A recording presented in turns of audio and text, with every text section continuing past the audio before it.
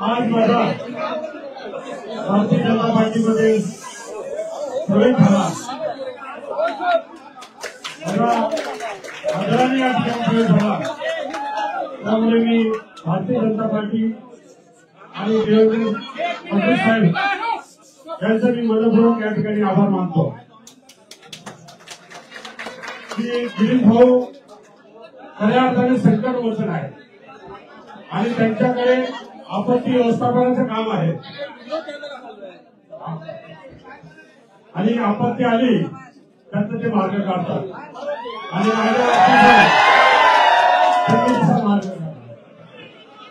भाऊ आपल्यापर्यंत पक्षापर्यंत काय माहिती दिली मला माहित नाही, पण मी खरंच निष्पाप आहे, समाजाची सेवा करतो,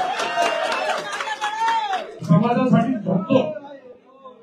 कोविड काळामध्ये 45 रक्तदान शिबिर घेऊन 2361 ऑर्डर हे मी सिव्हिल सर्जनला दिले। त्या काळामध्ये कोणी बाहेर येत नव्हतं, त्या काळात कोविड सेंटर उभं केलं आणि पक्षासाठी ते काम केलं।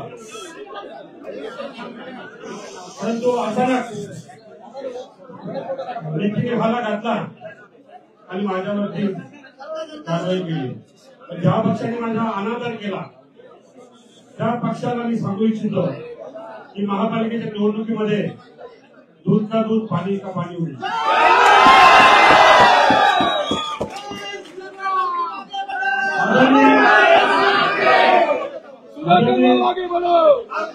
आदरणीय मुख्यमंत्री साहेबांचं मी नागपूरचं एक उदाहरण देऊ इच्छितो। त्यांनी महाराष्ट्रामध्ये जो पहिला प्रकल्प केला की सांडपाण्यापासून महापालिकेला उत्पन्न मिळवून दिलं, महावितरणला वीज निर्मिती प्रकल्प दिला आणि ते 2010-11ची गोष्ट आहे। 20 का 25 कोटी रुपये महापालिकेला मिळतात। अशी दूरदृष्टी असणारा नेता आज महाराष्ट्राचे मुख्यमंत्री आहे आणि निश्चितपणाने त्यांच्या नेतृत्वाखाली महाराष्ट्राची जनता अत्यंत खुश आहे। आणि भाऊ आपण जे काम सांगाल, बावनकुळे साहेब आपण जे आदेश द्याल, चव्हाण साहेब आपण जे मार्गदर्शन करणार त्याचं मी तंतोतंत पालन करेन, निष्ठेने काम करेन। पक्षामध्ये जी जबाबदारी दिली ती जबाबदारी निष्ठेने पार पाडेल। पक्ष संघटन मोठं करण्यासाठी निश्चितपणाने प्रयत्नाची पराकाष्ठा करेल। धन्यवाद। जय हिंद, जय महाराष्ट्र।